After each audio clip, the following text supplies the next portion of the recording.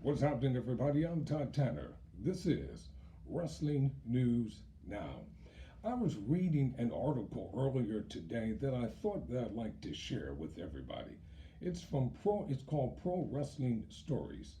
And this article, the headline states Kofi Kingston versus Vince McMahon, the unexpected showdown.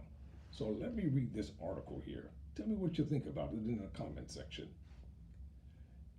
In his third autobiography entitled The Best in the World, and What I Have No Idea, Chris Jericho opened up about what happened after Vince McMahon made some disparaging comments to Kofi Kingston after a 4-hour Jack Daniels infused private jet journey. Quote, WrestleMania was going to be held on March 28, 2010, in the University of Phoenix Stadium in Glendale, Arizona, with a quadruple main event of Vince McMahon versus Bret Hart, Cena versus Batista, Michaels versus Undertaker 2, and Jericho versus Edge. It was slated to be one of the biggest manias ever. And a few weeks before the show, I was asked to fly on Vince's private jet from Raw in Nashville to Phoenix for a press conference. According to the article, it was about a 4-hour flight, and Vince, John Cena, Kofi Kingston, and John Laurinaitis, and I passed the time by playing cards, listening to AC/DC and the Rolling Stones, of course, and drinking straight Jack Daniels. After the confrontation with HBK in France, I no longer drank brown alcohol, as Jack and Jericho still didn't get along. But I was hanging with the boss and there wasn't anything else on the plane, so I indulged. Bad idea. Because after hours of being on the same aircraft, Jack kicked Jericho's derriere. I inserted that. I was completely blank face. All of us were. When the plane landed and I was in a nasty mood. Drinker Co. was back, and he was pissed, literally.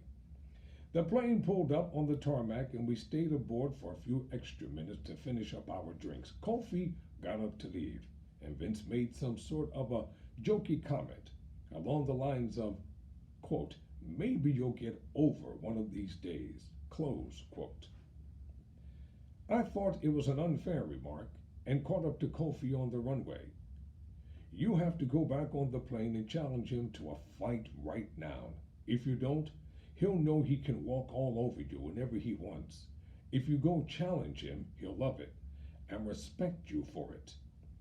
I wasn't ribbing Kofi. I legitimately meant what I said and wanted to see him stand up for himself. To his credit, he only thought about it for a few seconds before marching back up the steps of the jet. I followed closely behind. Quote, how's your dad? Vince asked me as I got to the top of the stairs. Tell him to give me a call. I really like that guy and would love to chat with him again. Close quote. They'd met once.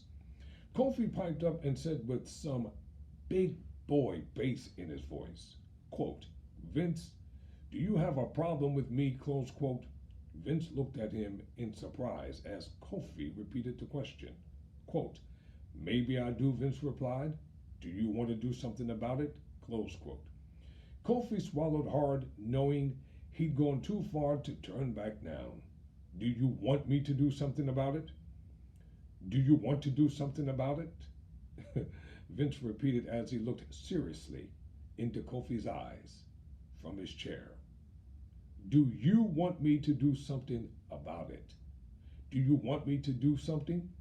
Vince double-legged Kofi mid-sentence. They scuffled and rolled around in the aisle for a few seconds until Vince got up laughing. That's the way to do it, he belly laughed and got off the plane. Kofi looked at me for justification, and I gave him a big thumbs up. I'm not sure if he gained Vince's respect that night, but he sure gained mine, close quote. And also, Kofi looks back on his fight with Vince McMahon 10 years later. I'll talk about that in the next video. For Wrestling News Now, I'm Todd. Tanner.